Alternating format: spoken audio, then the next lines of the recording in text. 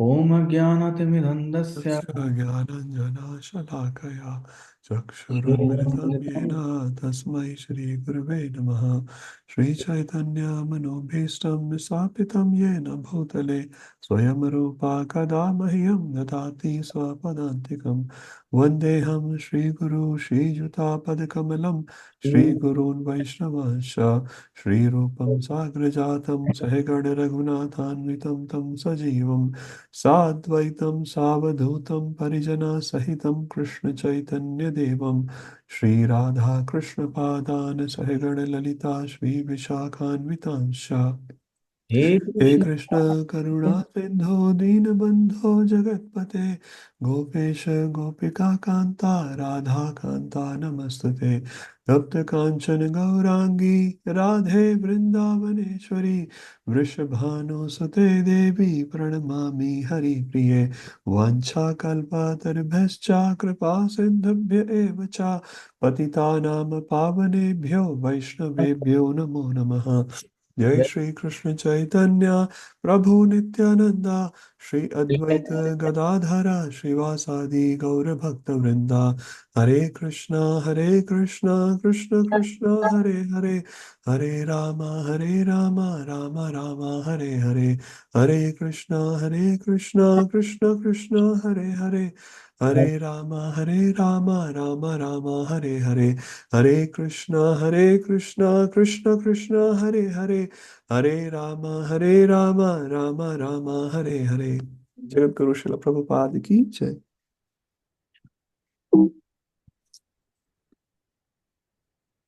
Okay, just going to read the translation by Srila Prabhupada ki Jai. In the Shastra, it is said that all types of fruitive workers, he who is advanced in knowledge of the higher values of life is favored by the Supreme Lord Hari. Out of many such people who are advanced in knowledge, one who is practically liberated by virtue of his knowledge may take to devotional service. He is superior to the others. However, one who has actually attained prema, pure love of Krishna, is superior to him. The gopis are exalted above all the advanced devotees because they are always totally dependent upon Sri Krishna, the transcendental cowherd boy. Among the gopis, Srimati Radharani is the most dear to Krishna. Her Kunda lake is as profoundly dear to Lord Krishna as the most beloved of the gopis. Who then will not reside at Radha Kunda and in a spiritual body, surcharged with ecstatic devotional feelings? Aprakrit Bhava. Render loving service to the divine couple Sri Sri Radha Govinda, who perform their Ashtakaliya Leela, their eternal eightfold daily pastimes. Indeed, those who execute devotional service on the banks of Radha Kunda are the most fortunate people in the universe. So, in the previous verse, we spoke about or we discussed the hierarchy of the holy places. In this verse, we are discussing the hierarchy of the people from most sinful to most exalted devotees. And we are re-glorifying Radhakunda as we did in the last shloka. So the order is as following: Karmibhya, fruitive workers; Jnaninas, Hare Priyataya, they are the people who are after knowledge. Then Jnana Vimukta, who are liberated by knowledge. Then Bhakti Parama, Bhaktas, who are engaged in devotional service. Premi Bhaktas, who have attained the pure love of Godhead. And then among them, highest are the gopis, and among the highest among gopis is Srimati Radharani. So we start with Karmibhya. Vikarmis, they are the rule breakers. They act without knowledge and they are actually sinful people. Their only aim is to satisfy their senses. So whatever they do is for sense gratification and don't think whether it is right or wrong because they have no knowledge of Shastras. Even if somebody tries to give them that knowledge, they would not accept that knowledge. But as Prabhu mentioned, that even though they are ignoring the law of karma is there. So there are actually 12 CCTV cameras which are watching our each and every activity. So according to their sinful activities, they would get the next body. And they actually thinks that Prabhu mentioned this shloka, Bhagavad Gita 16. 13 to 15. Ishvaro aham bhogi, siddho aham balvan sukhi. So I am the enjoyer, I am perfect, powerful, and happy. So that's what their thinking is. And uh, they do not understand that in the next life they are going to get the results of their sinful activities.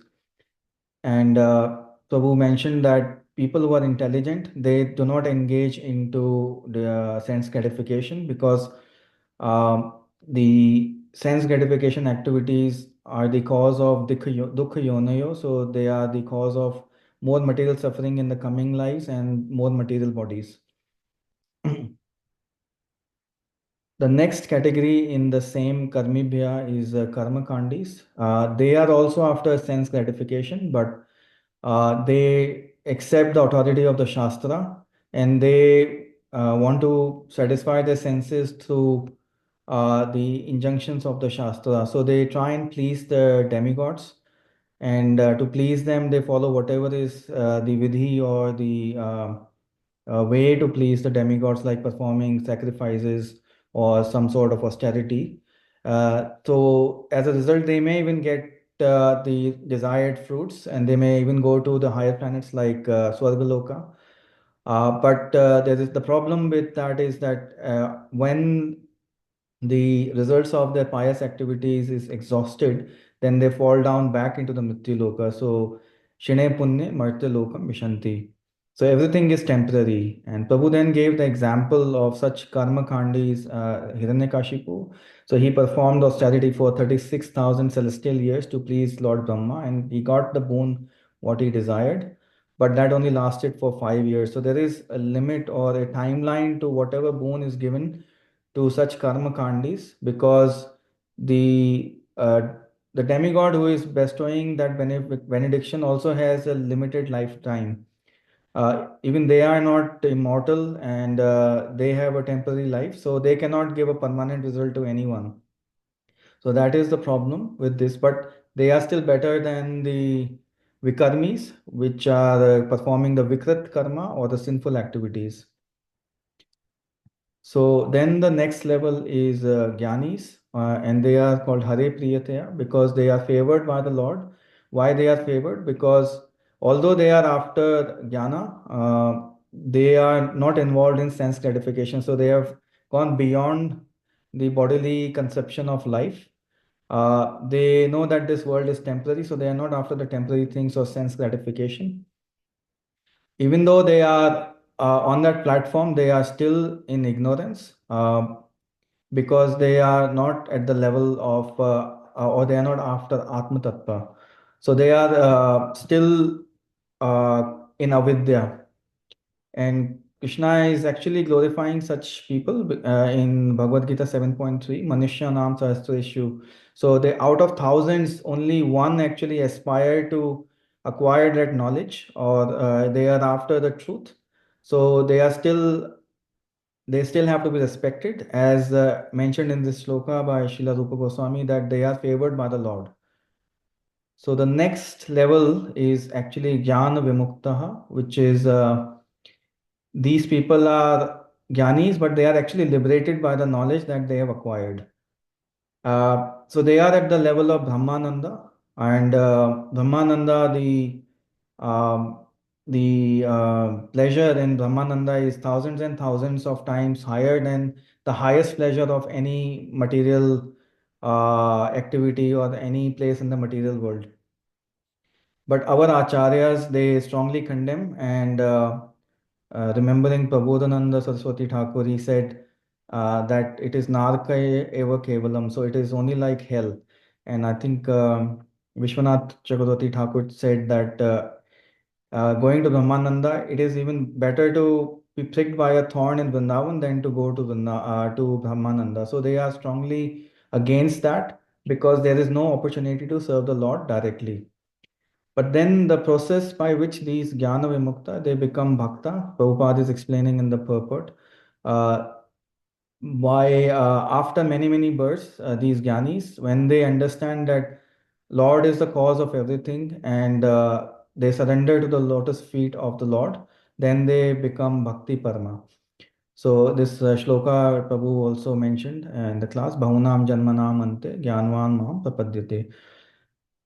So going to the next level is the Bhakta. So higher than Jnana Mukta. So the two categories, first is the Sadhak Bhakta, who is following the Vedi Bhakti, is following the four regulative principles, chanting 4 rounds. And then he's trying to engage all his senses in the service of the Lord.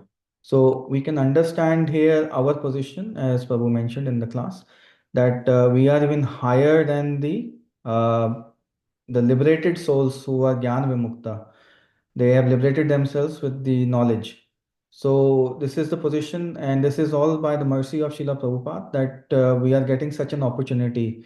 And he has put us already at a higher platform than even when we compare to the Jnana Vimukta.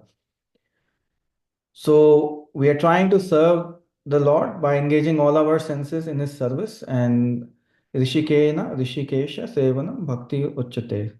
So whatever activity we are doing, we are trying to please the Supreme Lord. And Prabhu also mentioned that just by attending the morning program, we cover 40 out of 64 angas of bhakti. So how important it is to attend the morning program. And then His Holiness Bhakti Charu Swami Maharaj said that whatever we do, the aim is to remember Krishna at the time of death, Ante Narayana Smriti. So whatever activity we are doing, the highest perfection of discharging any duties is actually to please the personality of Godhead. Sansiddhim Haritoshanam. So if we can do that, we should be able to achieve the desired goal. Otherwise, all we are doing is wasting our time, and we are only doing a fruitless labor. Shama eva hi kevalam. So, um, once these bhaktas, then they develop a very firm faith. Then they go to the next level within this category, and they become premeka nishthas tatha. So their nishtha or their faith is so strong that that cannot be shaken. And Vishwanath Chakravarti Thakur gives the example of banyan tree and banana tree. So banana tree can be easily uprooted.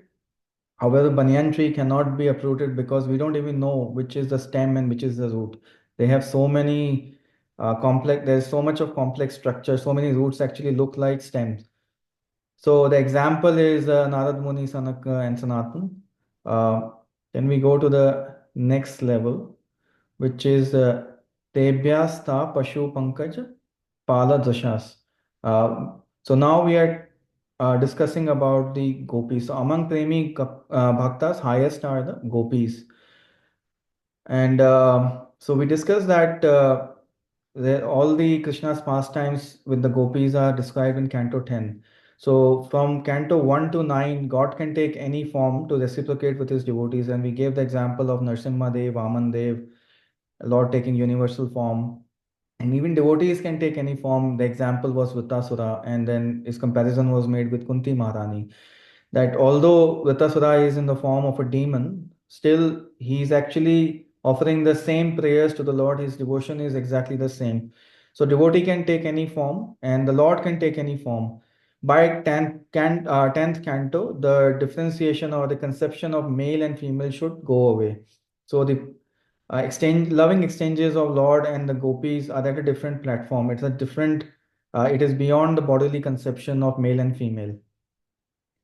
So now gopis, they have been glorified here. That when Krishna played his flute, and every gopi heard individually their names, so they all ran to the forest, and they left everything. In fact, some of the gopis, they left their bodies, and no one was allowed to actually come back home. And the example was giving from Ramchandra ji Leela Ayodhya, where there was the wife of the Dhobi. She could not return home overnight because of some storm, and she could not cross the river, and she was not allowed to come back home. So that was the culture in those days. But they left everything. They even left their body. Some of the gopis left their body, and they have full surrender to Krishna. So that is where the full surrender comes, and Prabhuji mentioned the shloka Sarva Dharman Parityaja. So that is the example of completely surrendering to Krishna. They cannot think anything else about but Krishna. And the other example Prabhuji gave was that when Krishna had headache, and the only remedy was to get the dust of a pure devotee that would be applied to Krishna's head, and the headache would go away. So everyone, including Naradji and all the no, not Naradji, other every pure devotee refused to give the dust off their feet because they knew that if they do that, they would go to hell, including the queens of Dwarka. So then when Naraji approached Gopis, and Gopis said, yeah, yeah, of course, no problem. And Naraji asked that, okay, you would have to go to hell. And they said, yeah, no problem. We would happily go to hell if, that relieves the headache of our beloved Lord. No problems. We will go to the hell, even to the hell for this, for doing this service. So they do not expect anything in return. Their love is totally, they are totally committed to the Lord, and they perform their devotional service without expecting anything in return. The other thing Prabhuji mentioned was that they serve the Lord in Vipralamba Bhava, which is in the mood of separation, and that is the mood of Lord Sri Chaitanya. So this was the chart which Prabhuji gave. And so among the gopis, Radharani is the highest. And why she is highest? Because when even Krishna doesn't know what pleasure Radharani derives from serving the Lord. When Lord was performing the Ras Leela and then he disappears, then all the gopis were trying to find where Krishna has gone, and they saw the footprints of Radharani as well along with Krishna. So I think you mentioned that how many billions of gopis were there in the Ras Leela, and how special is Radharani that she was the one who left with Krishna alone. And then again, Krishna leaves Srimati Radharani as well. But then when he comes back, he takes the form of Lord Vishnu, and the gopis, when they take the darshan of Lord Vishnu, they pay their obeisances, but then they ask, dear Lord, have you seen Krishna? So even though Lord Vishnu is right in front of them, they are not really satisfied. They are only satisfied when Krishna comes in front of them. So then Lord Vishnu says, yeah, Krishna has gone that way. But then when Radharani comes in front of the Lord, then Lord Vishnu drops two arms and he actually attains his form as Krishna. So Krishna cannot hide in front of Srimati Radharani. That is the pure love of Srimati Radharani. So Krishna, even Krishna cannot understand what pleasure Radharani derives from serving Krishna. So he had to come down as Sri Chaitanya Mahaprabhu to understand the mood of Srimati Radharani and to understand that pleasure. And this was the hierarchy you gave, like the different stages of prema. So before prema is rati, and Bharat Maharaj was at that level. Then in prema, when somebody attains the level of prema, they are at the dasya rasa level. Then the next one is melting of the heart, which is sneha, sakya rasa. Next is raga, vatsalya rasa, and then comes anger, which is mana, madhurya rasa. Then intimacy, pranaya, which is the level of gopis. Then comes intense pranaya, which is anuraga, and then comes the mahabhava. So, just summarizing in the end, that Srimati Radharani is the most exalted devotees among all. We have discussed the hierarchy of different people. And among bhaktas, Srimati Radha, gopis are the highest, and among the gopis, Srimati Radharani is the highest. So Hatkunda is also, so Srimati Radharani is very dear to Lord Shri Krishna, and Hatkunda is equally dear to him.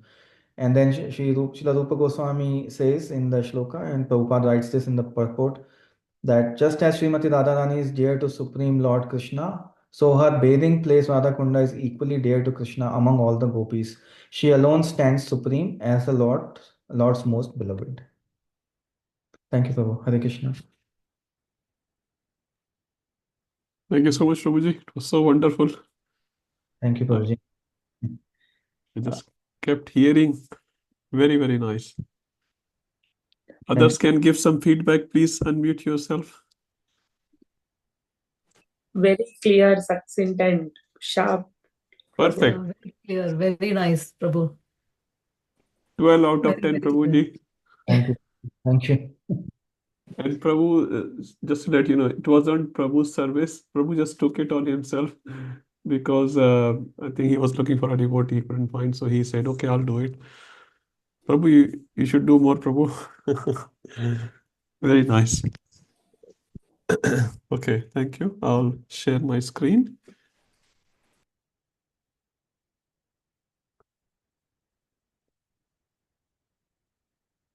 Okay, everyone can see?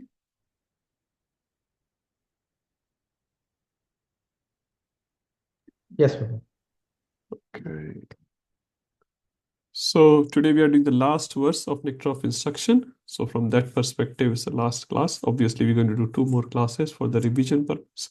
But in this book, this is the last verse which we are covering, verse 11. So as per this chart, you can see on the bottom, verse 11, 9, 10, 11 deal with Bhava Bhakti and Prema Bhakti. And verse 11 specifically deals with the glories of Radha Kund, how love reigns the supreme in Golok Vrindavan. Okay, this verse 11, which we usually don't read because it's a little bit of prose verse, so I'll just read it myself. Krishnasya uchchaiha pranay vasati preyasebhyopi radha kundam chase munibhirabitas tadrak eva vyadhai yat preshthai api alam asulabham kim punair bhakti bhajam tad premedam sakrat api sara snatur avishkaroti. Translation by Srila Prabhupada. Of the many objects of favor, delight, and of all the lovable damsels of Brajbhumi, Srimati Radharani is certainly the most treasured object of Krishna's love. In every respect, her divine Kunda is described by great sages as similarly dear to him. Undoubtedly, Radha Kund is very rarely attained even by the great devotees. Therefore, it is even more difficult for ordinary devotees to attain. If one simply bathes once within those holy waters, one's pure love of Krishna is fully aroused. It's a small purport by Prabhupada. I thought we will quickly read it. Maybe 2 devotees or 3 devotees can read 1 paragraph each. Madhuri Mataji, you want to read the first one? Yes, Prabhu. Why is Radha Kunda so exalted? The lake is so exalted because it belongs to Srimati Radharani, who is the most beloved object of Sri Krishna. Among all the gopis, she is the most beloved. Similarly, her lake, Sri Radha Kunda, is also described by great sages as the lake that is as dear to Krishna as Radha herself. Indeed, Krishna's love for Radha Kunda and Srimati Radharani is the same in all respects. Radha Kunda is very rarely attained, even by great personalities fully engaged in devotional service. Not to speak of ordinary devotees who are only engaged in the practice of Vaidhi Bhakti. Anyone else can go? Yeah, Prabhu. Yeah. It is stated that a devotee will at once feel a pure love of Krishna in the wake of the gopis if he once take a bath in Radha Kunda. Srila Rupa Goswami recommends that even if one cannot live permanently on the banks of Radha Kunda, he should at least take a bath in the lake as many times as possible. This is the most important item in the execution of devotional service. Srila Bhaktivinoda Thakur writes in his commentary connection that Sri Radhakund is the most select place for those interested in advancing their devotional service in the wake of the lady friends, Sakhis, and confidential serving maids from Manjaris of Srimati Radharani. Living entities who are eager to return home to the transcendental kingdom of God, Golok Vrindavan, by means of attaining their spiritual bodies, Siddha Deha, should live at Radhakunda, take shelter of the confidential serving maid of Sri Radha, and under their direction engage constantly in her service. This is the most exalted method for those engaged in devotional service under the protection of Sri Chaitanya Mahaprabhu. In this connection, Srila Bhaktivedanta Saraswati Thakur writes that even great sages and great devotees like Narada and Sanaka do not get an opportunity to come to Radha Kunda to take their bath. what tend to speak of ordinary devotees. If by great fortune one get an opportunity to come to Radha Kunda and bathe even once, he can develop his transcendental love for Krishna exactly as the gopis did. Should I continue, Prabhu? Anyone else would like? Yes, Prabhuji. Yes, It please. is also recommended that one should live on the banks of Radhakunda and should be absorbed in the loving service of Lord. One should bath there regularly and give up the material conception, taking shelter of Sri Radha and her assistant gopis. If one is thus constantly engaged during his lifetime, after giving up the body and will return back to Godhead to serve Sri Radha. In the same way as he contemplated during his life on the bank of Radhakund. The conclusion is that to live on the banks of Radhakund and to bathe there daily constitute the highest perfection and devotional service. It is a difficult position to attain, even for great sages and devotees like Narada. Thus, there is no limit to the glory of Sri Radhakunda. By serving Radhakund, one can get an opportunity to become an assistant of Srimati Radharani under the eternal guidance of the gopis. Hare Krishna. Hare Krishna. Sri Radhakunda ki jai. Jai. So we are continuing reading this last section of NOI, which you can see clearly is a glorification of Radhakund. So the first one was the hierarchy of different spiritual places. And there also the Radhakund was mentioned. In the second one also Radhakund is mentioned, and third is as well. And Prabhupada profusely glorifying Radhakund in his particular purport. A small purport just full of glorification of Radhakund. In the last, Prabhupada says, you cannot glorify Radhakund. Thus, there is no limit to the glory of Sri Radhakund. So how much we can glorify, we don't even have ability to do that, but we'll try to glorify a little bit today. So first we'll just go the translation. So Krishnasya. So this Krishna's. Uchai refers to very high. Pranay Vasitihi refers to object of love. Preyasi, so Krishna has many objects of love, which is the gopis. Api certainly, and Radha is Srimati Radharani. Kundam obviously referring to Radha Kund here. Cha asya munibhir. Munibhir refers to even munis can't get this. Abhitas is in all respects. Tadrak eva similarly. Vyadhayi means it's described. So in Hindi, we have this Vyakhya karna. So Vyadai is described here. Yat Preshthar. Preshthar refers to, when we read Prabhupada mantra, Namo Vishnu Padaya, Krishna Prashtaya Bhutale. So Prashtaya refers to the most advanced. Has many meanings actually. One of the meanings is Preshthar, by the most advanced devotee. Api alam asulabham. So sulabh refers to easy. Asulabham is not easy. Not easy even by munibhirs and preshthais. So Radha Kund, attaining Radha Kund is not sulabh. To attain Radha Kund is very, very difficult. Even by munis and advanced devotees. Kim punar bhakti bhajam. Then what to speak of bhakti bhajam? One who are engaged in Vaidhi bhakti. Sadhakas, most of us are in that situation. Vaidhi Bhakti, we're trying to follow some rules and regulations. We don't have any spontaneous attraction as yet, but even the munis who have that spontaneous attraction for Radha Kund, they also find it difficult to attain the mercy of Radha Kund. Tat prem is that prema. Idam sakradapi, that prema, sakrad means even once. So even once, Sara means lake, Isnatur means snan karna, to take a snan, to take bath. Avishkaroti arouses, if you take snan, if you bathe in that kunda even once. So it's a pretty high verse, as you can say. If you have to summarize in few lines, even Muni and great Premi Bhaktas of Krishna find it hard to attain the mercy of Radha Kund. But if, as per this verse, if you take bath once in that kunda, the same prema is aroused in that person. Okay, so very, very high verse. Actually, it's practically hard for us to understand all this. But as per the purport, we'll just try to read few parts today, because for our eyes, it looks very difficult. So 4 points Prabhupada writes about the Radha Kund. Why Radha Kund? So Prabhupada said belongs to Srimati Radharani. And what is her position? She is the most beloved gopi for Krishna. And this Kunda, Radha Kunda, which we are seeing on the screen, is a nice picture. As dear to Krishna as Radharani herself, it has unlimited glories and it is rarely obtained. Okay, so how do we understand these statements?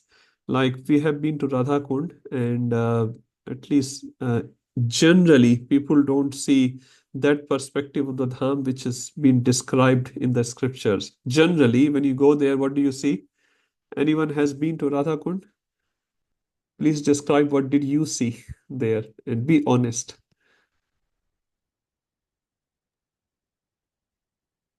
Vinay, Prabhu, bhaja Gauranga Prabhu. Hare Krishna, Prabhuji. Hare Krishna. Yes, I've been once long time ago, almost 8-9 years ago. That time, actually, I'm not practicing right now. I'm practicing the bhakti, but still, I'm chanting that time and do the others protocol principle. But I didn't bath there. I can do that time. I have a time, but I don't know this one now. I know, but definitely, if I go there in future, I don't miss it. But I chat with Govinda Charan Prabhu. You know him, who is reside there. He's still there. After my initiation, I call him and I say, I have a plan to come on Kartik, and I'm staying with you, and stay maybe 1 or 2 weeks with you. This is my target. And he says, please come soon, because he's very happy. And when he was Sydney, a few long time actually, he was in my residence 1 or 2 days as well. And he served the Jagannath as well. He just do the arati and everything. He's very happy when I say this. And at that time, long time ago, when I go, actually, I see a very general Kunda, but I respect it, because it was Sham Kunda. And one devotees tell me the story about the Sham Kunda and Radha Kunda as well. Not like now we know very deeply and exactly Prabhupada explained. But yes, that's I've been there. I took the water in my head and I prayed there and I parikrama there in the around, and I give the lamp as well. So that's I did that time. Very nice. So we have done and everything. I did the kirtan, Prabhuji, at this very nice thing. I did the Harinam there. Very good. And you said you did not bathe there. No. Which was good, actually. Which was good. And we're going to read something about that.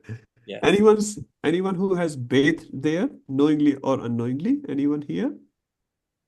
Okay. Actually, Prabhu, our Guru Maharaj has said that we should not bathe there. We should just sprinkle a few drops on our head and do bhajan and chanting there, sitting on the steps of Radha. Thank you. We're going to talk about that. So in our parampara, initially when Prabhupada arrived there with his white elephants, they were bathing actually. But when they started throwing the water on each other, they were sort of took that as like a swimming pool. Then Prabhupada said, do not bathe there, because by bathing, you may make offenses. Because this kunda is considered the love of Srimati Radharani, is non-different than Srimati Radharani herself. So we can understand we cannot touch that kunda with our feet. As Ujjwala Samataji said, Prabhupada also said, we can definitely sprinkle and we should sprinkle the water on our head. But while sprinkling, you can take actually more water on your head, but the water should not touch your feet.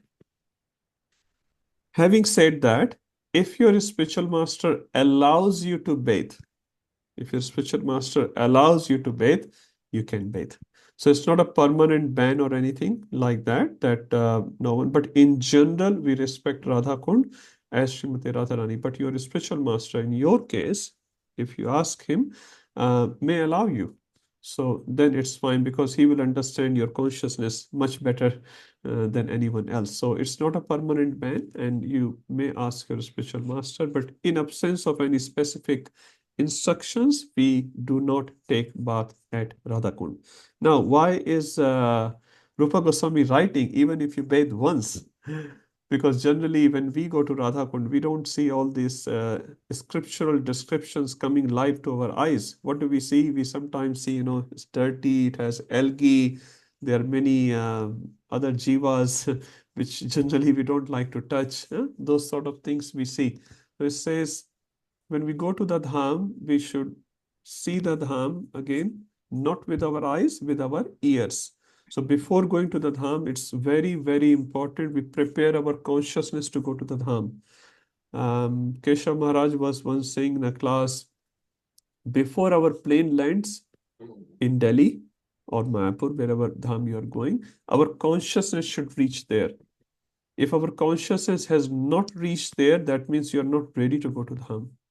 So we have to prepare to go to dham, and sometimes or many times happens our plane reaches there, our body reaches there, but our consciousness does not reach there. Our consciousness may still be in Sydney or Singapore or thinking so many other things of the world.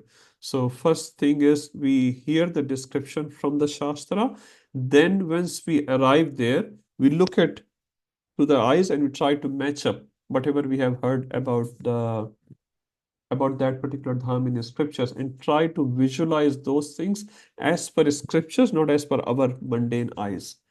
And then if Krishna is kind, Guru Maharaj is kind, Vaishnavas are kind, they will do revelation in your heart. Then only you will be able to see the dham.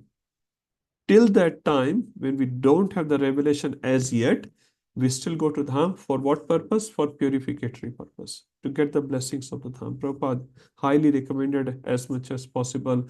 We should visit dham at least once in a year and spend time, because dham's mercy will come on our head. And then through that mercy, we will advance. Hopefully, we'll advance. Because at the moment, what's happening? Rupa Goswami writes in Bhakti Rasamrita Sindhu, we can see on the screen, Ata Sri Krishna Namadi na bhavet grahyam indriyai sevon mukhe hi jihvado swayam ev isfruti ataha. It's a very popular shloka. I put on the screen so everyone is on one page. Ataha Sri Krishna Nam Adi. So Krishna Nam, what we are chanting, Adi means Krishna's other sevas which we perform. Na bhaved grahyam indriyai. Indriyai here refers to your gross material senses. Through your gross material senses, you cannot understand Krishna Nam. Now, many of us are chanting 16 rounds for many, many years, but most of us may not have the taste as yet. Maybe some of you has it, I don't.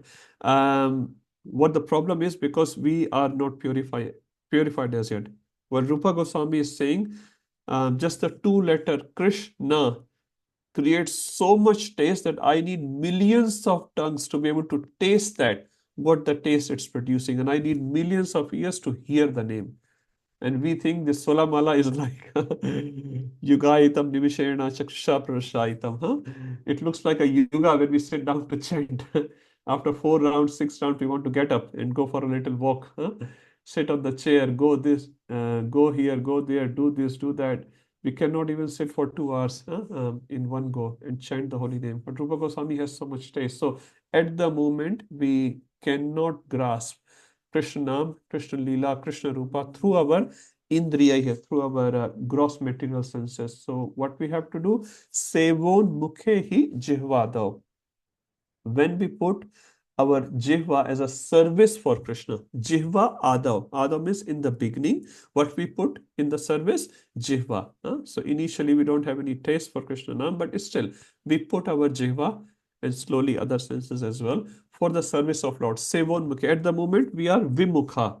Vimukha means we are away from Krishna Seva, and then we turn back to Krishna Seva, Sevon Mukhe. We turn our face towards Seva. So we take some Seva, or some Seva is given by some Vaishnavas, and we put at least our Jiva, at least our tongue, in chanting, in performing that Seva. So what happens? The result, Swayam Eva Swayam. Swayam means automatically. Ev means certainly. Isfruti Adaha. It will automatically get revealed in your heart. So Krishna, Divya Gyan, Hriday Prakashito. You cannot cram NOD or NOI or Srimad Bhagavatam and demand Krishna take me back to Godhead.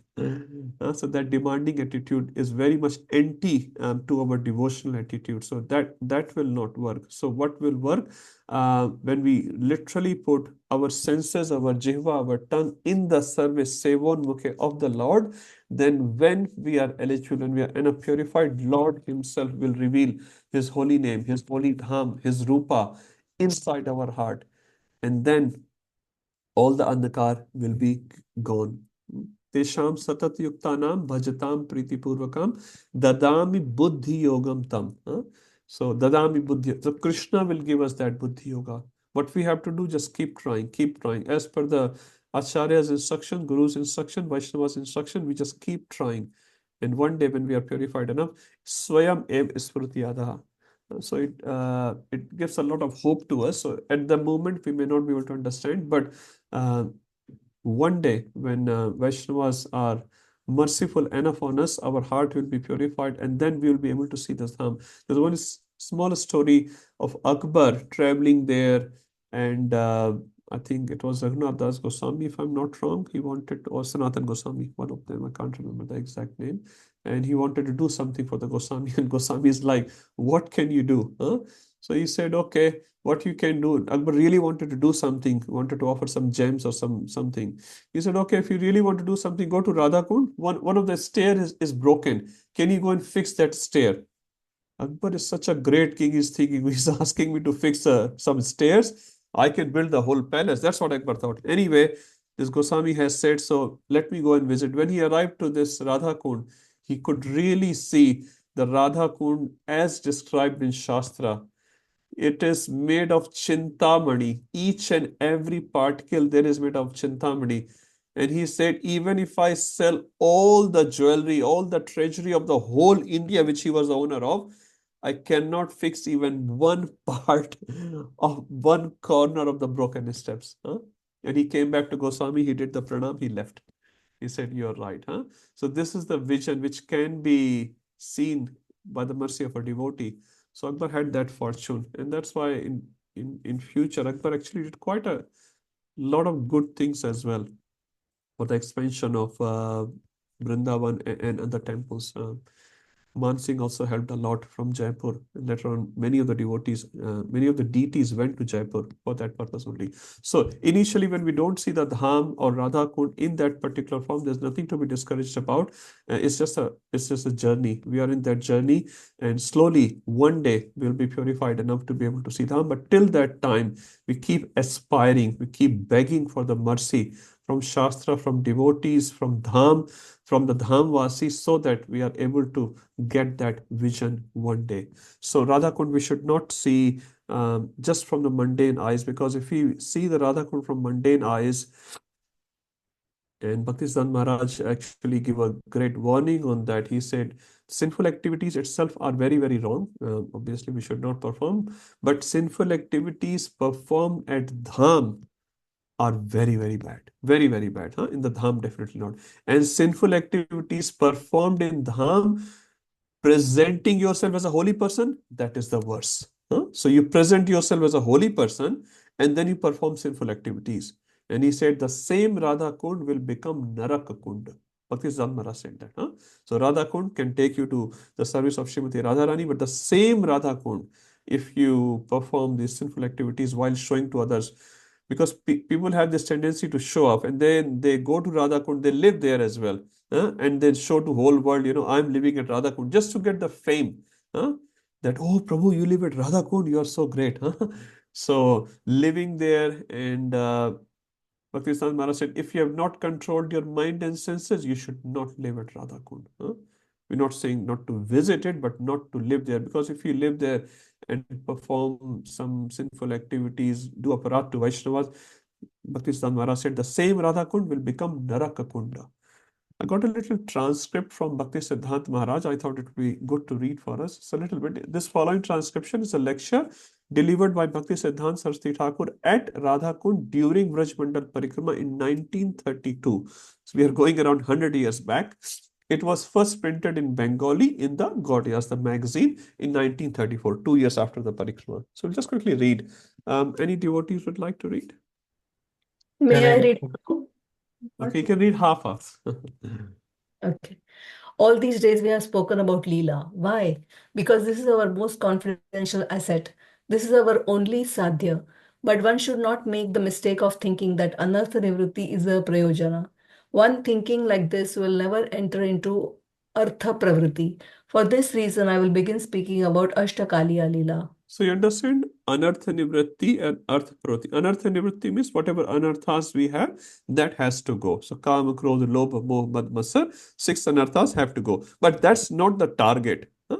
That is just to come on the zero. Prabhupada said if you follow 4 regulative principles, you just become human, not a devotee. Huh? So unless you perform Krishna Nam, Hari Nam, you perform Seva, you're not a devotee. Following 4 regulative principles, you only become to the human platform. So Maharaj is saying, Bhakti Maharaj, Anartha Nivritti is not the target. Huh? It's a part of the process, but it's not the target. What is the target? Artha Pravritti. Artha means something which has value. Anartha means one which has no value. Artha means one which has value. And what's the valuable thing? Service of Krishna. So Artha Pravritti is the one which is the target. But when we do Artha Pravritti, then Anartha Nivritti automatically happens. Huh? When you're doing the Seva, when you're doing Harinam, automatically your Anarthas will go away. Huh? Obviously, you should avoid Vaishnava path. So this is what Maharaj is saying. Second paragraph. I know that you are ready to hear it, but we Not should ready. not. You're not ready to hear it. Sorry, No, I no know problem. So that. this is very important. Bhakti Siddhanta Maharaj is speaking to his disciples and some other followers 100 years ago. Maharaj is saying, I know you're not ready to hear it. Now, many times some people are very curious to hear Krishna's pastime with gopis. Even Prabhupada many times will not speak about it. And he openly said, to the people who are ineligible, I am not qualified to tell it. You may be qualified to hear it. I'm not qualified to tell it. So whenever these people are, asking many questions, but if they are not qualified, even if you respond, they will not understand it. And Maharaj is saying clearly, I know that you are not ready to hear it. Yes, Prabhuji. Uh, I know that you are not ready to hear it, but we should know such a transcendental idea exists within the realm of devotion. This is why Anartha Nivritti is essential.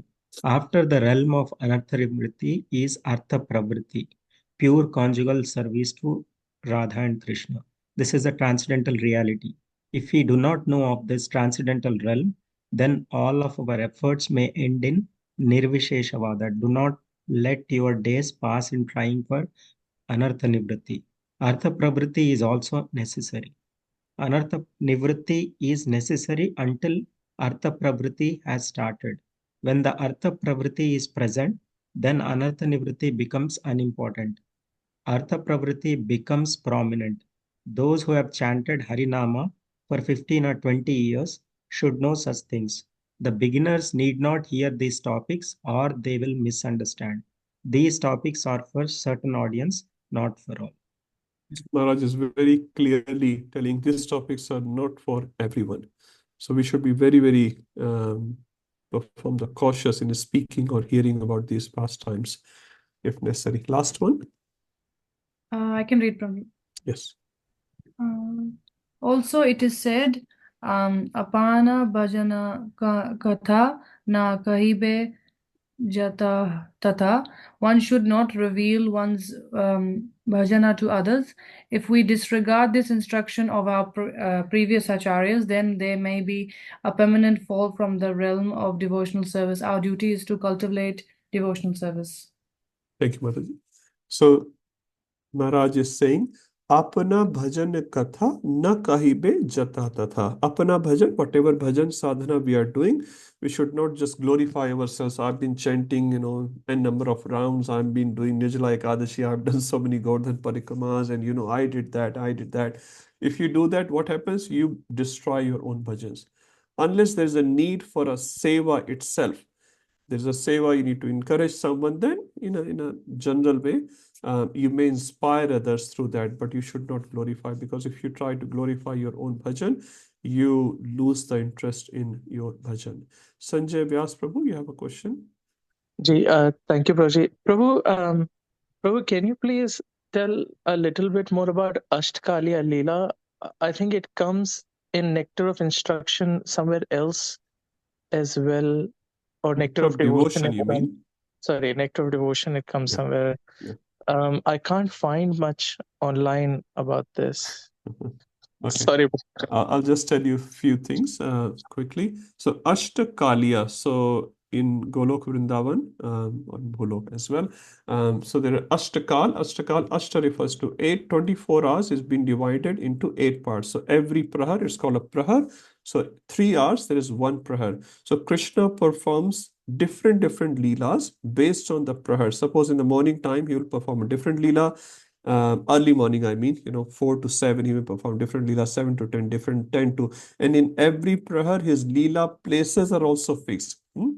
So 10 to 1, he'll be visiting, say, Govardhan, for example. 12 o'clock, he'll be taking lunch. So this is called Ashtakaliya Leela. So at every prahar, Krishna with his gopas or gopis is performing different types of pastimes. Now, Ashtakaliya Leelas can only be accessed in that sense by Goswamis.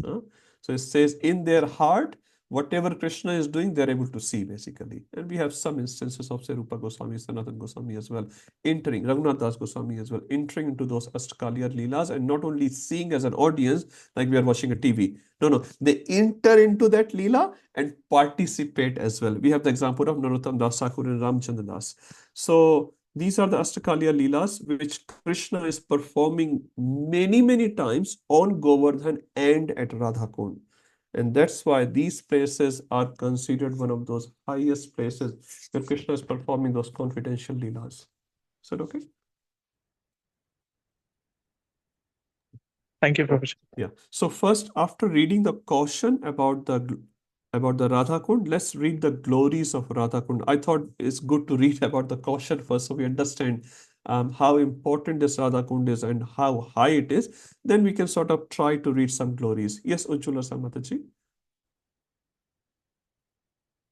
Hare Krishna Prabhu. Hare Yeah, Krishna. we say that time is prominent due to his non-existence in the spiritual world. There is no sense of time, like, but In the still spiritual world. yeah. Yes. Yeah, but still the Ashtakaliya Leela are Yes. going on, Yeah. and as per the time, and those, as you said, 3 hourly, Yeah.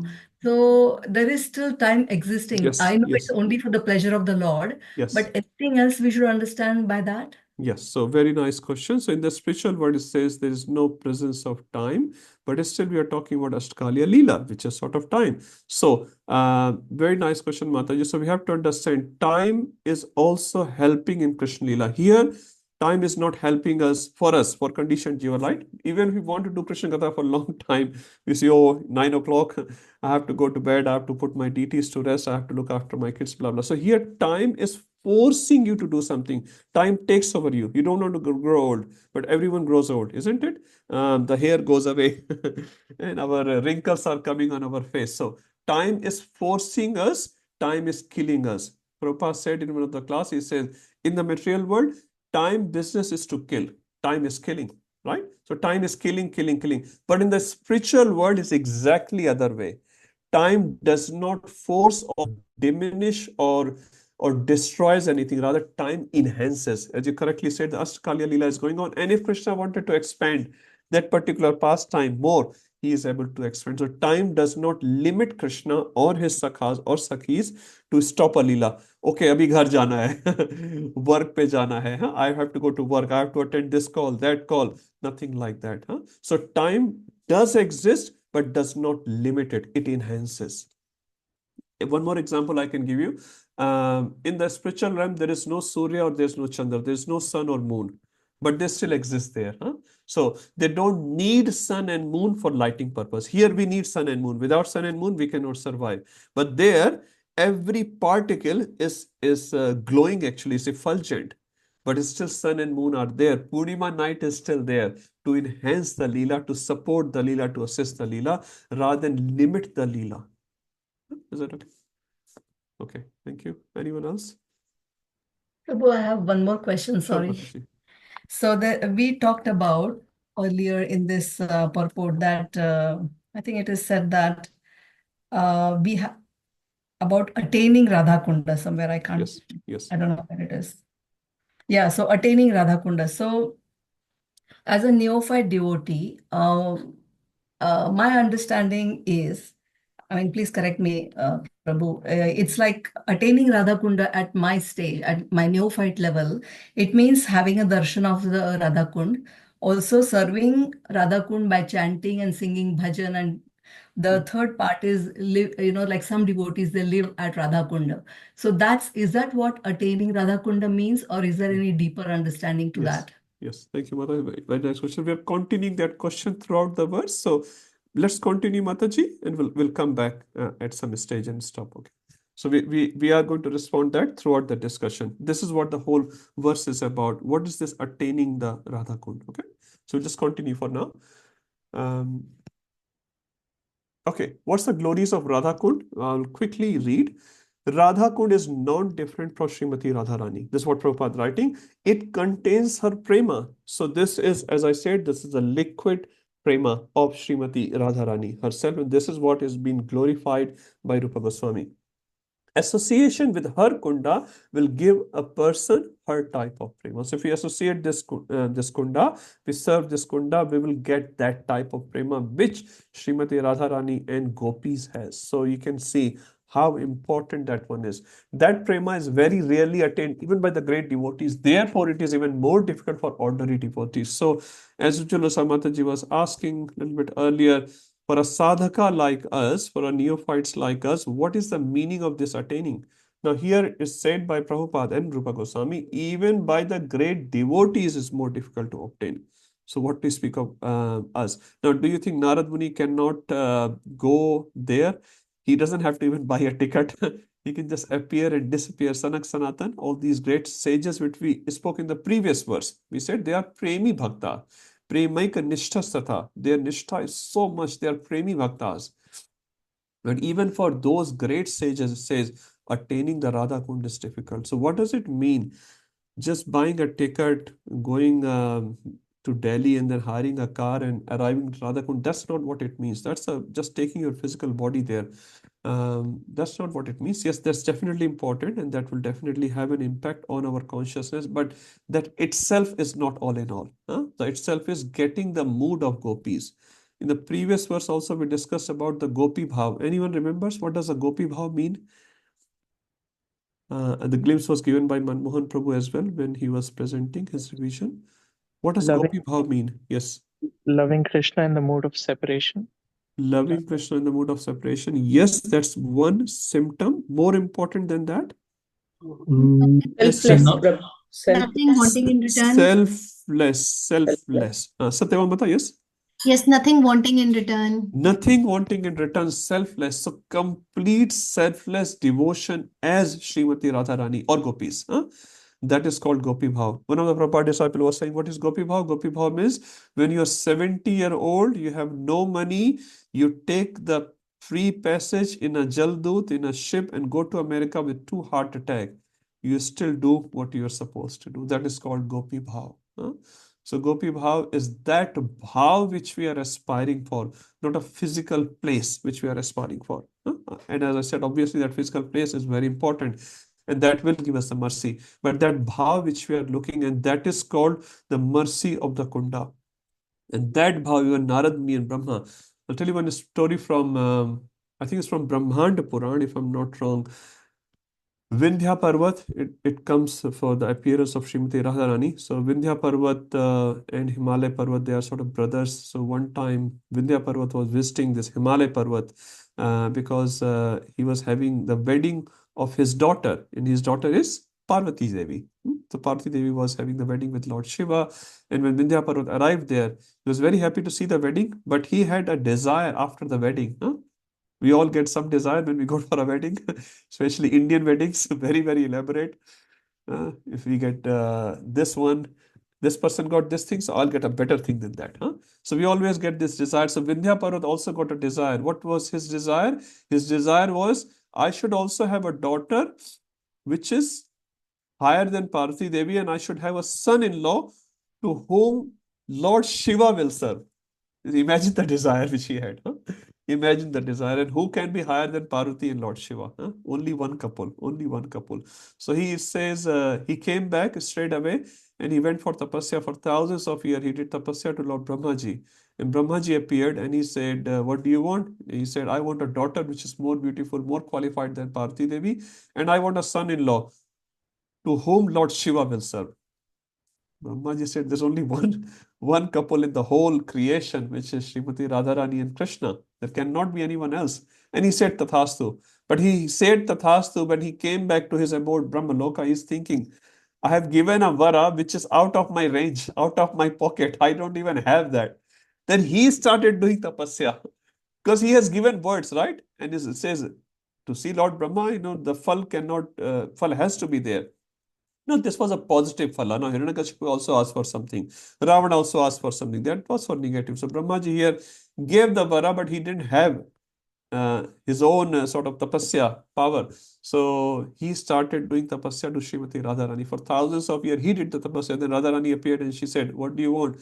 So he said, I have given a vara to a devotee, but you have to give me mercy to be able to fulfill that. So Radharani said, okay, I will fulfill your desire. I will become the daughter of Vindhya Parvat. And then there's a whole Leela there, how Srimati Radharani appeared. But the point is, Srimati Radharani's mercy is not to be attained even by Lord Brahma or Narada. Narada is doing tapasya to Srimati Radharani. Shivji is doing tapasya. Brahmaji is doing tapasya. So it's not just a place and appearing here and sprinkling some water on our head. It's that mood which Gopis has, Srimati Radharani has, which is not even obtained by Lord Brahma, Narada, or Lord Shiva. So that is the mood, Ujjwala Mataji, which we are talking through this kunda. And when Rupa Goswami is talking about bathing, one thing we have to sort of analyze here. If this was the only way to get the prema, that sort of highest prema, then why he has to write the whole letter of instruction, isn't it? He could only have written one line, go and bathe in Radhakund and khatam. Huh? But he has written a series of verses from 1 to 10. In the 11th verse, he comes and says, okay, go and take bath in Radhakund and take the mercy of Srimati Radharani. Huh? So we have to understand why he has to write the 10 verses. So we have to read the 10 verses, apply 10 verses. Once we become purified in that consciousness, when we arrive there and take bath, no doubt that prema will come in our heart. Huh? So when the scriptures talk about these sort of statements, we cannot just take the face value of them. We have to understand the context behind it. It says when Putana came and offered her Visha to Krishna, the poison to Krishna, Krishna made her Dhatri. Can you do the same thing? You have Gaur Nitai, Jagannath, Baldev, Subhadra, or Laddu Gopal ji in your house, or Radha Shyam Sundar. You go and offer Visha and say, "Ab Putana ko diya tha, hame bhi do." You have given to Putana, give me as well. Can you do that? Huh? That will be very much opposed to our teachings of Srila Prabhupada. Huh? So we cannot have this demanding attitude. Whatever is to be done for the deities, we do it with love, little bit love, whatever we have. So the main point is to get purification. In Bhagavatam, the Rasa Panchadhyayi comes only in the 10th canto. Huh? First, second, third, fourth, fifth, sixth, seven, eight, nine, you have to complete all the cantos, understand, apply. Then you arrive to 10th canto, then you can understand the Rasa Leela pastime. Otherwise, you can't with the impurified, contaminated heart. So this is what it says. It is very, very rarely obtained. Prasanatma Prabhu, I'll just finish this and I'll take your question. Fourth point is, by doing Manas Seva with the Siddha Deha at this place, which Goswamis used to do, as we have the pastimes of Raghunath Das Goswami, Manas Seva with the Siddha and Sanatan Goswami as well, while continually chanting, completely inundated with the water of prema from Radhakund, the Jiva will attain his Vastu Siddhi at the point of death. Huh? So these are the examples which we can see in the life of Goswamis. The 8 major Gaudiya Vaishnava temples of Vrindavan, like Govindji, Madan Mohan, Gopinath, etc., also exist at Radhakund. So, Bhaj Gauranga Prabhu, when you did the parikrama last time, then you do the parikrama this time, it would be a huge difference. Huh? Because you should be able to see all those places are so important, are related to so many deep pastimes. So there's 8 temples there, the Raghunath Das Goswami Samadhi. You must visit and chant a lot of rounds there as much as possible. So as well as the bhajan kutis of Srila Jiva Goswami, Gopal Bhatt Goswami, Raghunath Das Goswami, Krishna Das Kaviraj Goswami, Krishna's Kaviraj Goswami, this is the place where he wrote Chaitanya Charitamrita actually, after getting trained by other Goswamis in Vrindavan. And Vishwanath Chakra Thakur. So all these great acharyas have taken shelter of Sri Radha Kund for the service sake. Yes, Prasanatma Prabhu. Hare Krishna, Prabhu. Hare Krishna. No, I was just thinking, but we don't see actual Vrindavan also, right? When we No. go for, but not only Radhakund, everywhere we see. Everywhere. So we're Yeah. talking in So general that's dham. an offense. Is it an offense then? No, it's not an offense. When your child starts speaking or starts walking and he falls down and he says pa, pa, pa, pa, or you say cha cha cha cha cha something, you become happy or you become disturbed? You become very happy. Huh? So the child is trying to walk. So Krishna, Radharani becomes extremely pleased when you go with little bhava, whatever you have, to Radha Kund and do dandavas, take some water. They are so pleased actually, so pleased. This jiva, Brahmand Brahmite, Kaun Bhagyavan jiva. Huh? After millions of births, zillions of births, he's trying to come to me. Huh? And you can be Artha Jigyasu Arthati, doesn't matter. Krishna is very, very happy actually, very, very happy. Yeah, but slowly your father will expect you to start walking properly, isn't it? You can keep falling whole life. Will your father be happy? You know, first few months, yeah, my little baby. Janki is walking now. I don't know where Janki is here. She's walking now, right? So, but first she started walking perfectly. No, she will fall down. When she was 1 or something like that, she will fall down. But Mama, Dada is helping her to walk. But then they expect her to be able to walk. So Krishna expects us to become pure devotees. Not initially when you go with that little bhava, which is coming from scripture, that's very, very nice. That's why they say initially scriptural descriptions, Shravanam is the most important thing, and that prepare your consciousness. And then when you go and see there, oh, I heard about Raghunath Das Goswami Samadhi. Where is it? What did he do there? Oh, this is what he did there. Then your absorption will be in those pastimes and leelas while you're in the dham, then you get the most mercy. And then, as I said, slowly the third step will be Dham's glory will be revealed in your heart. Really, and you will be able to see. Otherwise, it says currently Dham is covered by Yogamaya.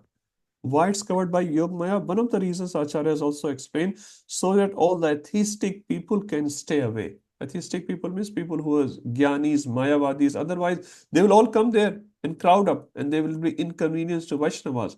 Even today, there is so much inconvenience. So many builders are coming, making so many buildings, this, that. Dham is Chinmay. He said, one devotee was telling many years ago, 20 years ago or something, he said, you cannot buy even a dust particle of dham and you are thinking of buying a flat in Vrindavan.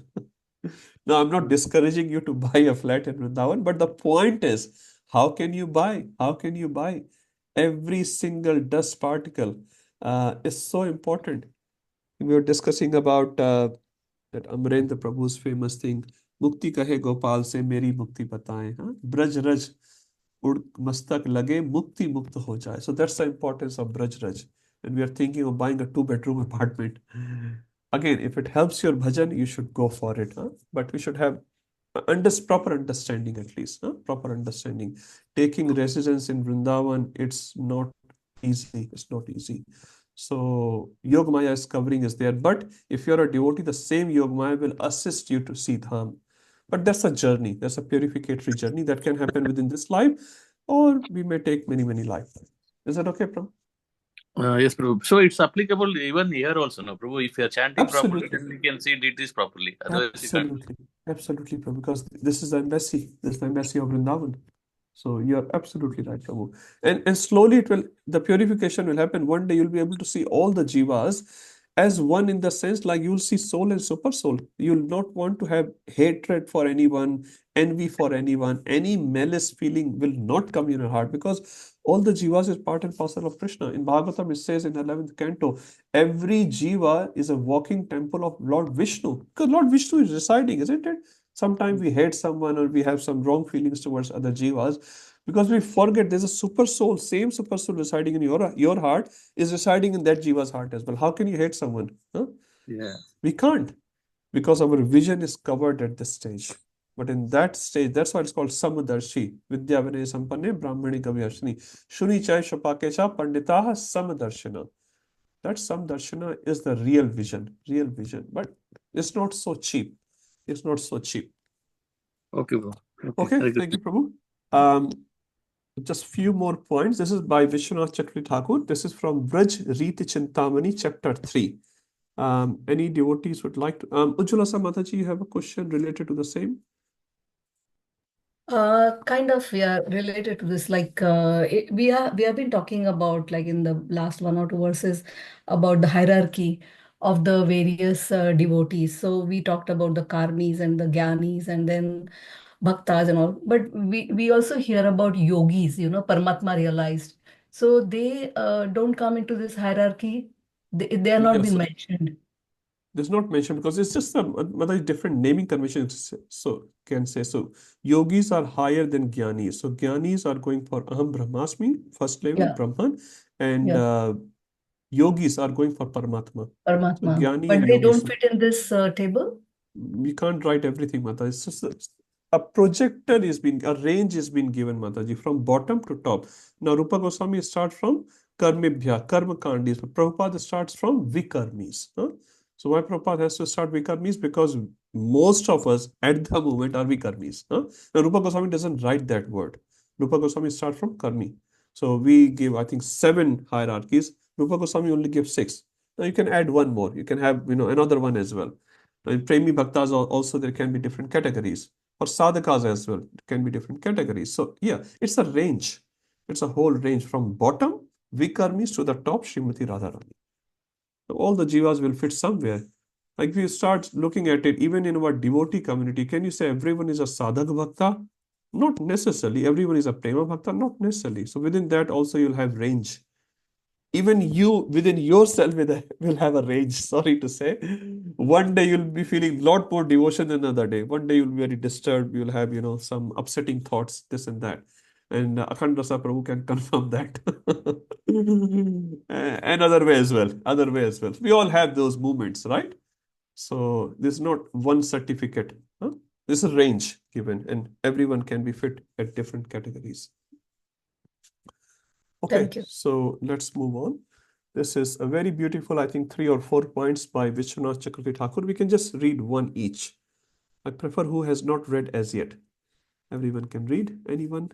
Vijay Gopi Mata.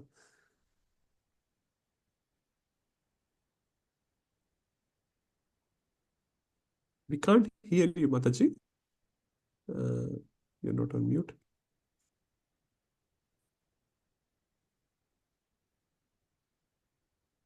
Okay, somehow we cannot hear. Okay, we'll go to someone else. You can fix Mausa Prabhu or Vijay Mataji. Yeah, Radha Kunda and Shamakunda are Govardhana's 2 love-filled eyes because it nourishes the Gopas, Gopis and the Surabhi cows with the Lord Madhava's sweetness. It shines with the name Govardhana. Shamakunda and Radhakunda are 2 great floods of the nectar of beauty. There are the 2 great oceans of splendor. There are two beautiful roots from which the sweetest devotional service grows. Continue, Prabhu. Maybe Mausa Prabhu also can read. Yes. They are the two jewel mines of love. They are 2 seeds from which grows the jewel vine of transcendental pastimes.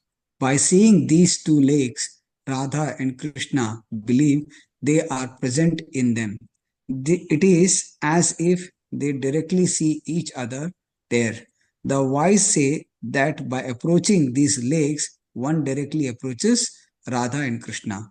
Vrajariti Chintamani, chapter 3, excerpts Srila Vishwanath Chakravarti Thakur. Thank you, Prabhu. So if we read these statements, our respect to Radha Kund and Sham Kund will grow. And when we arrive there with our physical body, I'm sure, our consciousness will be a little different than if we arrive without these statements of Shastra. And we can start looking, at least with that reverence, these places. And obviously, if the lakes are Radha and Krishna, how can you enter in them with our feet? So that's very sensible. And for the same reasons, we don't put our feet on Govardhan as well. We don't go on top of Govardhan to have darshan, even if there's a Gopalji temple there. Okay, so glories of Radha Kund. Now, who can understand? So, Bhakti Vinod Thakur has written this. Those interested in devotional service, in advanced devotional service, they can understand. So, for our level at this stage, may not be possible. For us, if our seniors give us service and we perform the seva nicely, that itself sometimes is too much. Sometimes they have to drag us. So, those interested in advanced devotional service, in wake of Sakhis and Manjaris, obviously this service is not independent service, it's always in the footsteps. Anugatya me seva. Anugatya means under their shelter. We don't do any service independently. We are all in parampara. Those under the protection of Lord Chaitanya, those eager to go back to Godhead. Again, this should be done nicely under the instruction of our spiritual master. Bhakti Siddhanta Saraswati Thakur writes, not just ordinary devotees, not even Narada or Sanak Sanatan, as we discussed one pastime, only the greatly fortunate souls can get the access to this mercy. We can see this parampara. So whatever sevas we are performing, we are extremely fortunate to be in the disciplic succession of Gaudiya Vaishnava Sampradaya. Here we can see different acharyas are there, starting from Sri Chaitanya Mahaprabhu. All the acharyas, 6 Goswamis, parampara of Prabhupada parampara, Narottam Das Thakur is there, Vishnu Chakra Thakur is there, 6 Goswamis are there. They have given us access to the world which we will usually not get access to.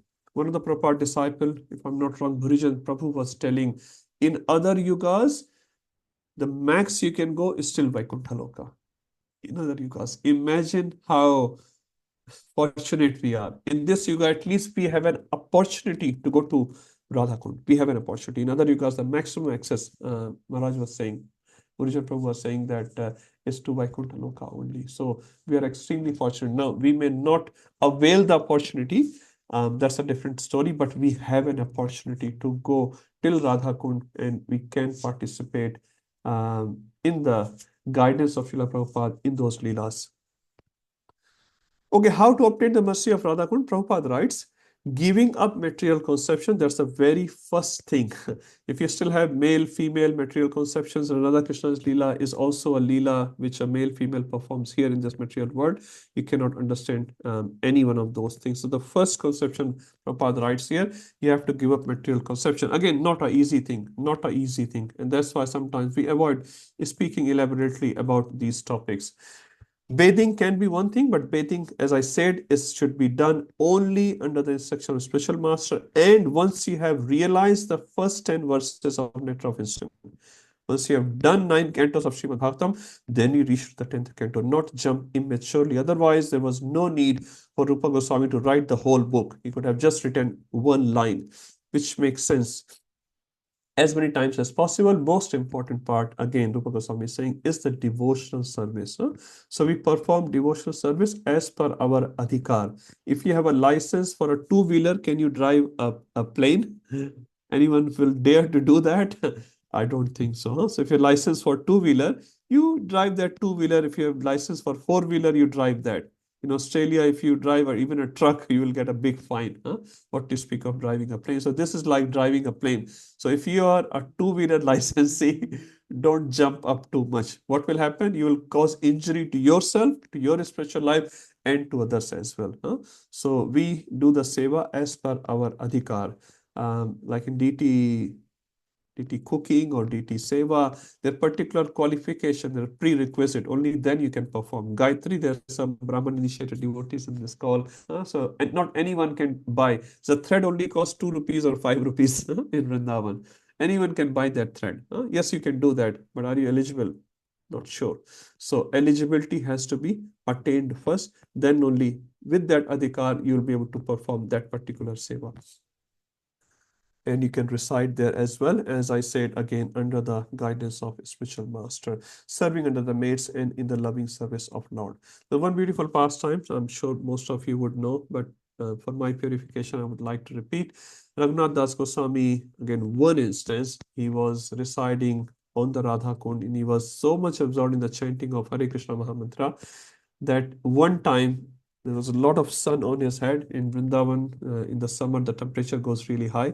He was sitting, not realizing that how hot the sun was. Radharani got concerned. she immediately came out and put her dupatta on top of Raghunath Das Goswami because she wanted to protect her son, her beloved son. And she herself was sweating, but she was trying to protect Raghunath Das Goswami. Sanatana Goswami, when he saw that from far, he said, he chastised Raghunath Das Goswami. We are here in Vrindavan to serve Radha and Krishna, not to take service from them. And it says after this instance, he had one more instance with the lions coming and trying to jump upon Raghunath Das Goswami, but Krishna came to protect. So when two instances happened, then he made a bhajan kutir for himself. Before that, he didn't even have a bhajan kutir. And the bhajan kutir wasn't in a 2-bedroom house with attached bath, not like that with a hot water. No, bhajan kutir was just a shelter, little shelter, which will have a little door, a very, very simple hut, you can say, just to cover the head. And that's about it. So then he built that after that. And we aspire to build big houses, one after another. So we can take some lessons. So Srimati Radharani loves the devotees who comes and recite. There's so many pastimes actually, but we just don't have enough time. Finally, what will be the result? The result will be pure love of Krishna in wake of gopis. By bathing once, we should understand the meaning of bathing. We return, go back to Godhead under gopis' supervision. Just a quick summary of this verse. This is all Prabhupada writing. Why Radha Kund? So we discussed it belongs to Srimati Radharani. She is the most beloved gopi. This is very dear to Krishna as Radharani herself. It has unlimited glories. It is very rarely obtained even by the great munis. Who will be able to get this? Bhaktivinoda Thakur writes very, very advanced devotional devotees who have this mood, that consciousness, who are working under the protection of Chaitanya Mahaprabhu, who are very eager to go back to Godhead. Bhaktisiddhanta Maharaj writes, not ordinary devotees, not even Narad and Sanak and Sanatan can attain this mercy. How to attain the mercy? By bathing, by reciting, and the first thing is giving up material conception. What will be the result? If you follow all that, get the mercy, you will go back to Godhead. You'll attain pure love of Krishna under the wake of gopis. Okay, I'll stop here. Any questions? Yes, Mahasa Prabhu. Hare Krishna Prabhu. Hare Krishna Prabhu. Well, after listening to this verse, it's like everyone would love to go to Radha Kund, right? But Yes. I have a very simple question, Yes, Prabhu. right? Maybe knowingly, unknowingly, without any, means obviously in ignorance, we would, means I would have committed a lot of sins in the holy dham. And obviously I may not have the qualification to go back to the holy dham, or I may not even get the opportunity to even sprinkle some water from Radha Kund. What is our option in that situation? Because we're living overseas, we are very far. There may be any situation, we might pass, we might die. So Okay. what is our option then? Okay, thank you. As I think Prasanatha Prabhu also was discussing the similar point, Radha Gopinath temple is our Radha Kund, is our Vrindavan, it was Mayapur. Prabhupada has created these embassies, and these embassies in that sense has full power to give you Krishna Prema as these dhams will give, because this is the potency created by Prabhupada. These deities of Radha Gopinath in our temple, they are not just another deity. They are very, very special, and Uttamadhikari, which we are not at this stage, but sees this Radha Gopinath deity exactly as Krishna, not a representative of Krishna. So if you're overseas, Prabhupada and Radha Gopinath still here, they can give you full Krishna Prema. Now, another thing is, we should not think too much negative. We will not be able to get an opportunity. We may have done so many offenses, this and that. My Guru Maharaj said, in terms of offense, he said, unless you are really conspiring against someone, you really want to put some devotees down, you are doing, some nonsense.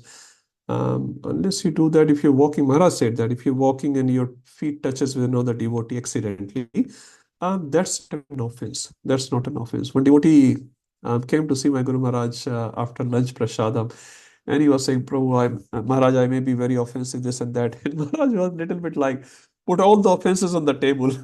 He tapped the table and he said, put all the offenses on the table. He said, that's not the attitude we are developing. Offensive attitude, not like that.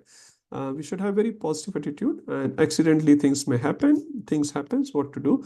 But yeah, he said if you're conspiring against someone, you're literally knowingly defaming someone, doing some physical harm, or planning to do some physical harm, that's offense that Krishna doesn't like. Otherwise, in general life, we should be very positive. Sri Prahlad Prabhu said we should think more about the Krishna Seva, Krishna Nam, positive services to Krishna, rather than what wrong can we go when we go to Dham, for example. No, with the blessings of Vaishnavas, you go to Dham and try to take the mercy. If your spiritual master is there, you can take his permission, you can take any senior devotee's permission and pray to the Dham that when I'm there, I don't want to make any offense, please protect me. And Dham will protect you. Dharmo dharmati rakshita. If you protect Dharma, Dharma will protect you. Automatically it happens. This is the verse given by Nanda Maharaj actually, and the other Gopas when Krishna was getting attacked by so many demons. So Gopal said, because Nanda Maharaj is very dharmic, he protects Dharma, so Dharma is protecting him and his family. Is that okay?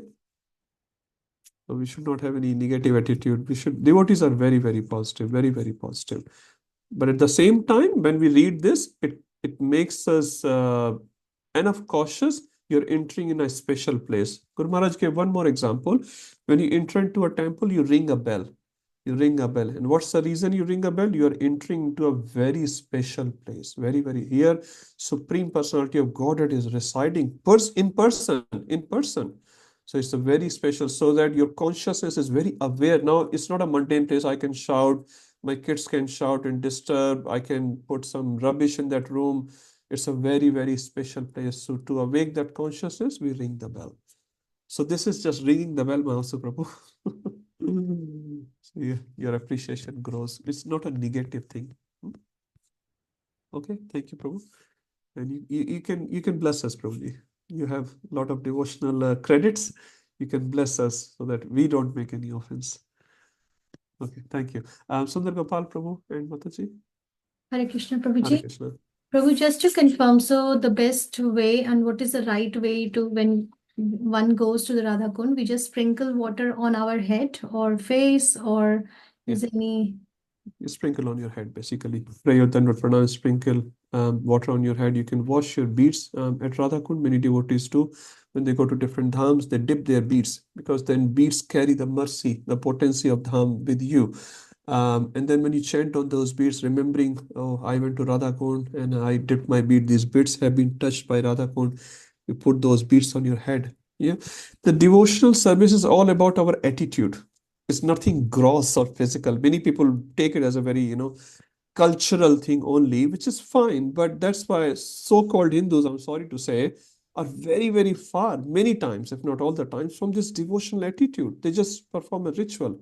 Keshav Maharaj said, unless you put a spirit in the ritual, it's not a spiritual. So we're trying to put that spirit, and that spirit is only can be done by you or by any person, right? So it's all about our attitude, how much we are absorbed in that attitude, how much we respect that person or that whole ritual or spirit which we are trying to perform. You go to Radha Kund, what do you want to achieve of that Radha Kund? What do you want to carry back from the Radha Kund? So that can be done at Radha Kund, or that can be done here as well, in one sense. It's just about bhav, and that's what we are trying to develop through all these classes, through all these discussions, through the writings of our acharyas, that we develop some little bhav. And then you physically go with that bhav and say, please, please, please, I'm rascal. Give me some mercy. Something.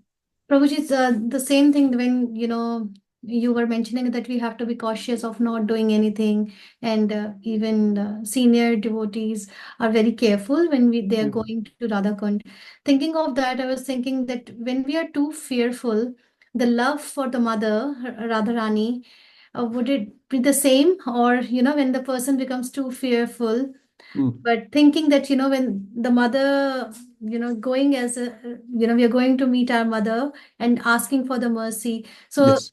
we shouldn't, how do we don't. So that's why we are is not fearful, we are respectful. There's a difference. Like, you're not fearful of your spiritual master, and you should not be. Yeah, some fear is good, but it's a respect.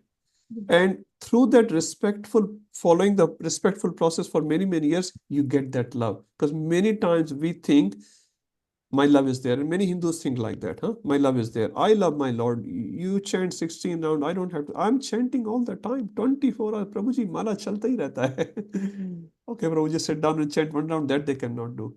So what you're talking about, meeting with the mother, is this spontaneous love, which at the moment we don't have. That's why we are being respectful, we are following the Shastra, we're following the guidelines, so that one day we'll get that spontaneous love. And that's why just the respect is not the end. As Bhakti Sant Maharaj said in his speech 1932, Anartha Nivritti is not the goal, Artha Pravritti is the goal. But till the time we have anarthas, we have to try to consciously remove the anarthas. Kam, Krodh, Lobh, Moh, Mad, Matsar, they are there. We cannot deny it. So we have to try to remove it. But till that time it goes, Artha Pravritti will not be 100%. We'll make some offenses. We'll have some aparadh done in the services. So I don't call it fearful, I call it respectful. And some fear is not so bad. Some fear. If you don't follow Ekadashi, this thing may happen. So some fear, some amount of, like your son is there, Adidev Prabhu. Sometimes some fear is good, isn't it? I'm sorry to say, Sundar Gopal Prabhu is also there sometimes. It can be helpful to your kid. It's a protection for your kid. But you don't want to make your kid fearful, but can say sometimes some heavy words just to protect him. Yes. So even if Shastra is making you a little fearful, it's not bad, but that's not the goal. The goal is Prema Bhakti. Goal is Prema Bhakti. But that will come after a lot of challenges. When you go to military, you have to undergo very, very rigid training. Very, very rigid training. Keshav Maharaj again, sorry, I'm quoting Maharaj again and again, coming to my mind.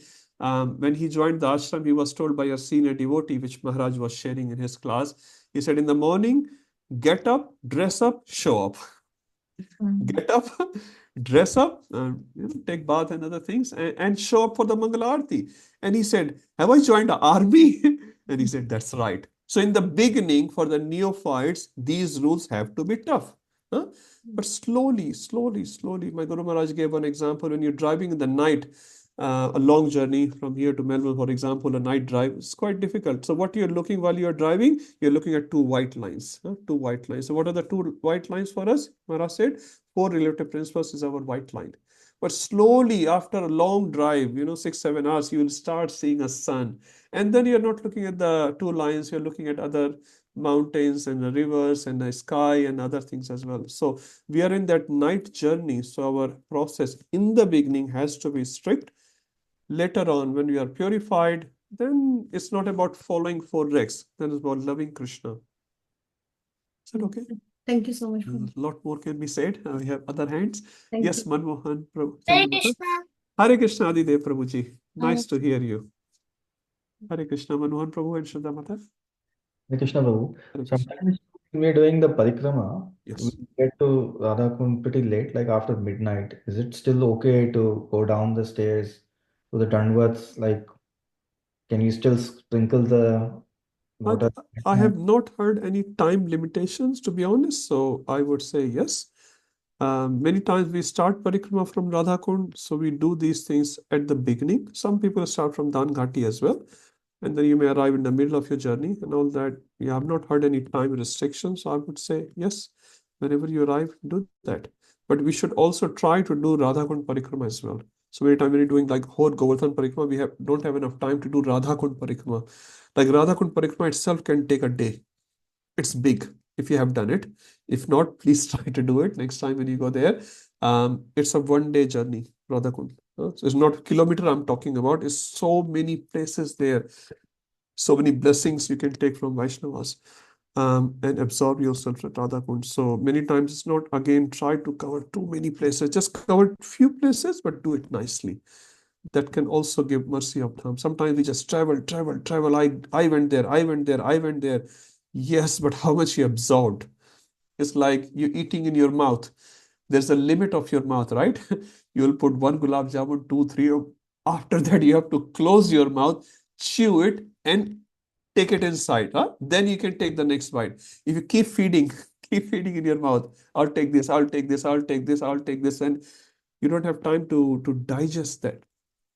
So with the dham also, as much as possible. Now, different devotee situation will be different, but try to absorb as much as possible. Give some time to Radha Kund as well, specifically, not just as a part of parikrama, which we obviously do. A specific Radha Kund is very important. Go to Raghunath Das Goswami Samadhi, looking at the Radha Kund, there's a specific spot where you can sit. Many devotees chant at that spot. You can also go and sit there, chant few rounds there, beg for the mercy of Radharani, Radha Kund, Raghunath Das Goswami. And there's so many other things at Radha Kund actually. Anyway, it's a whole different seminar. Radha Kund itself is a seminar. Okay, is that okay, Prabhu? Yes, sir. Thank you, Prabhu. Yeah. Ujjwal Rasa Mataji or Prabhuji? Yeah, Hare Krishna, Prabhu. Hare Krishna. Regarding, we were talking about developing the mood when we visit the Dham. Yes. I remember I would like to share something. When I visited Dham first time, it was Mayapur Dham. I had gone with my brother. So it was just the two of us. And it was actually to perform the last rites of my mother. And I was like very, very new to Krishna consciousness. It was just like I had hardly begun. I knew about it, but I had not begun anything. So my brother, he's a devotee. So we had a book on Mayapur Dham, and he said to me, the moment we sat at the airport, we boarded the plane at Pune and went to Calcutta. So he said to me that we have this book and we will just only read about the Leelas and about the Dham. He said we won't talk anything mundane.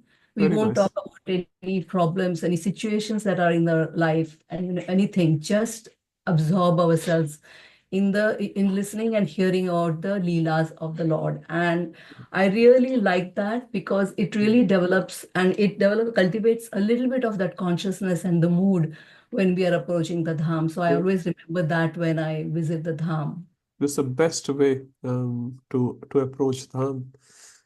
Because without it, what are you going to see with these two mundane eyes? You can only see, there's hogs there, there's a dog there, there's a dirty place, buildings are there. We can't see. So this is the right way. So your brother has done exactly right thing. And this is all we have to do. Actually, we have to prepare for days and days before going to the Dham. Get literally fully absorbed. Your heart should be dying to go there.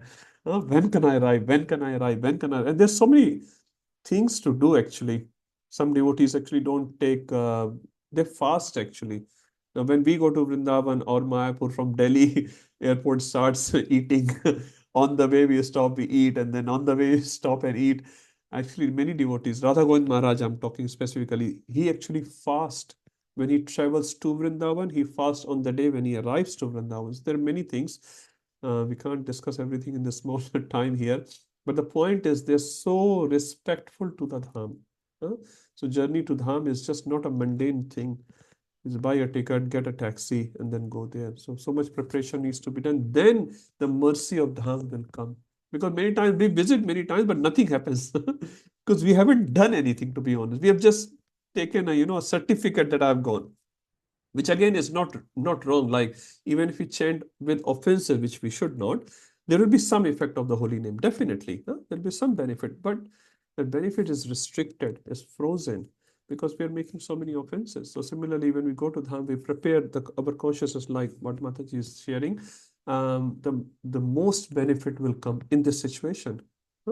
And when we start growing from that perspective, we come back and again you're discussing the Leela. Just imagine your absorption in Dham is so much. Krishna is so pleased, and then why he will not reveal himself? Why he will not? He's looking forward to reveal himself. But we ourselves stop him. Nahi. It says when Krishna comes and it gives even his hand, you come with me, and we are looking here and there. Krishna, just hang on a second, that property is very nice. That car is very nice. Krishna, I'm the temple president. Krishna, I have this position. How can I leave? Krishna says, okay, beta. We have so many things to attend to, not Krishna. So Krishna is just waiting. So Krishna is right here, right now with me, but my consciousness is not with Krishna, and Krishna doesn't force. Yathechisi tatha kuru. So Krishna says, okay, I'm waiting for you. I'm waiting for you. You do what you like. Once you have done all those, playing from this material world, then you can come with me. Like sometimes your child may say, you go to beach and your child, Mama, ghar nahi jana hai. I don't want to go home. Mom will say, no, chalo, chalo, it's very late, it's getting cold. No, mama, I don't. What you will do? Okay, beta, you play. Finish up your play. I'm waiting in the car. You come. So sometimes, parents have to do the same thing. Krishna is doing the same thing with us. He's very kind. Okay. Any other comments or sharing from anyone? We have 2 minutes left. Jai Dharma Prabhu, Hare Krishna. Hare Krishna, Prabhu. Just since Mataji was sharing, I just happened to visit, or planning to visit Radhakund 15 years ago, Prabhu.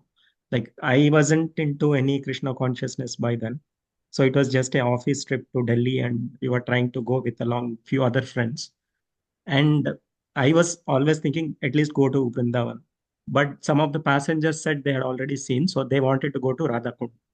So the taxi driver took us to, he was planning to take us to Radhakund, but somehow he couldn't able to locate it. Like, he was asking everybody there almost 2 hours because I did not have the mood, or I did not even heard about Radhakund. 2 hours we were just roaming there, we couldn't locate. Hare So Krishna. finally we had to leave. So Oh, when I really? was So you went just till reading, there, you came back. yeah, when I was reading, like, when you are not ready, like it doesn't. So after that, like 10 years back, then again, along with, at least then I was into Krishna once, at least to some degree I know. So I went, at least I could take the darshan and sprinkle the water, but obviously I've not read the entire thing. Probably, yeah, but at least I thought of sharing. Yeah, no, thank I you. couldn't. It says, unless Radharani permits you, you Yeah, cannot we enter can't into use. the Dham. It's her house. Huh? Like, to enter in your house, I will need your permission. I will knock the door. You may open the door. You may not open the door. So Radharani, you cannot just buy a ticket to the Dham. Thank you, Prabhu. Yeah, Very I nice. think the mood was more like a sightseeing that time. So Sightseeing. And that's what definitely that our was a Acharya says it problem. should not Yeah. be a sightseeing mood. It should be a very humble mood. Okay, Prasanand Prabhu, it's 9:00. We can take a quick one. Prabhu, we cannot hear you somehow. Okay, we'll take it next time. Mahasa Prabhu, just a quick one. Sorry, you are on mute, Prabhu. Sorry, can we drink Radhakund water or not? Yes, We can drink water. Yeah. So I'm sure you'll have. If you don't have, next week we have exam. I can bring that. After Thank that, all of you can please honor. You can put on your head. I usually just put on my head and just take some time a dip. I bathe my deities with that jal, which was given actually by Shamanand Prabhu. His bottle is still with me. I'm sure many of you would have it. So I also have the same one. So it's very, very kind. He gave me that water of Radhakund. How Manmohan often Prabhu, do you please. bathe in Radhakund, Prabhu? How often do you bathe? How often do I bathe? I personally have never bathed in Radhakund. No, I My mean with deities sprinkling. bathe. Okay, no, Every sprinkling week. water on, Once in a week, I give bath to my deities, Mataji.